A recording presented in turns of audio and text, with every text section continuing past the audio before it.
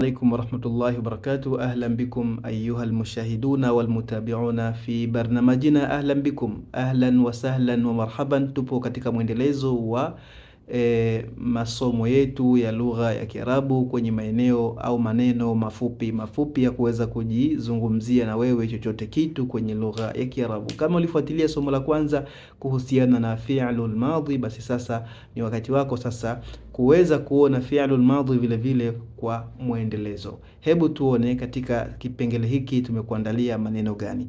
Pale tulikuandalia vitendo ambavyo viko na muundo wa fatha tupu: jalasa, kataba, hasada. Lakini hapa tunataka tubadilishe shakli kidogo, tuitumie herufi ya pili ya neno iwe na kasra. Mfano, tunatumia kitendo rakiba, rakiki ina kasra, rakiba, alima, samia.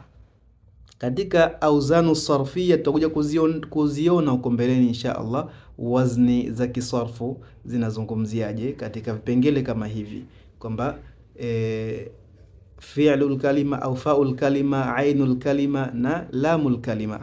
Haya tuhusu kwa sasa, lakini baadaye insha Allah tutafafanua, na hususan kwa wale ambao wamejiunga tayari na zile kozi ambazo tuliziandaa. Shukran. Tukianza na neno la kwanza, rakiba. Rakiba lina maana ya kwamba alipanda.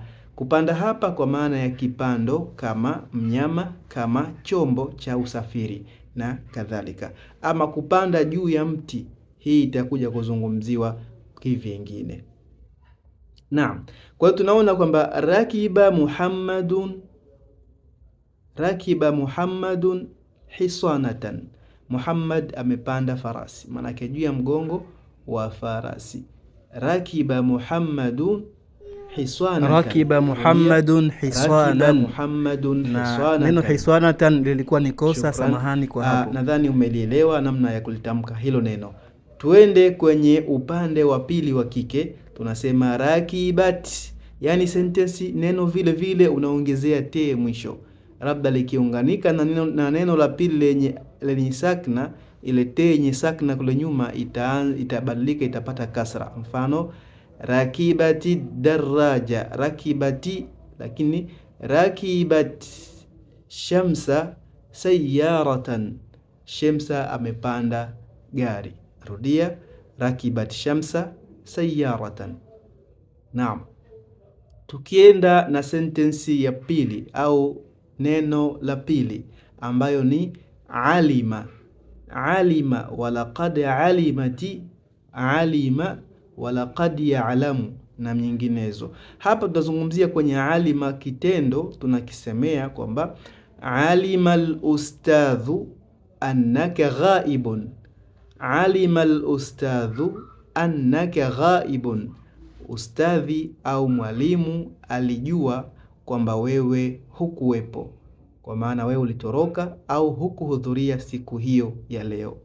Sawa?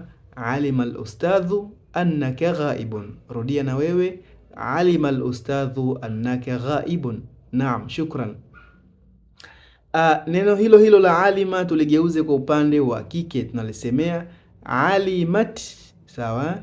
Kama herufi ya kwanza ya kitendo kinachofuata kimeanza na sakina, basi hiyo te ya nyuma itabadilika, itakuwa na kasra badala ya sakna.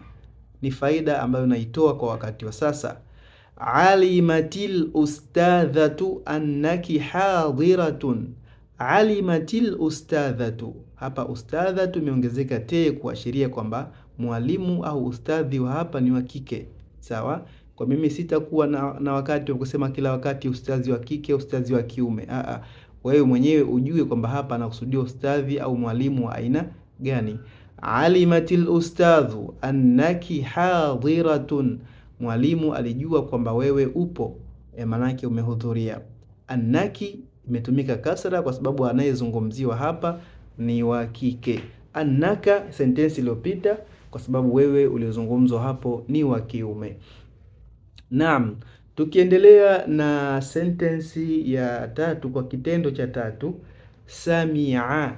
Samia alisikia. Samia alisikia. Nini alisikia? Katika kusikia hapa tutatumia mifano miwili vile vile, mmoja wa kiume na mmoja wa kike. Samia Abdullahi al-adhana. Abdullah au alisikia Abdullah adhana. Samia Abdullahi al-adhan. Abdullahi alisikia adhana. Turudia na wewe, Samia Abdullahi al-adhan. Shukran.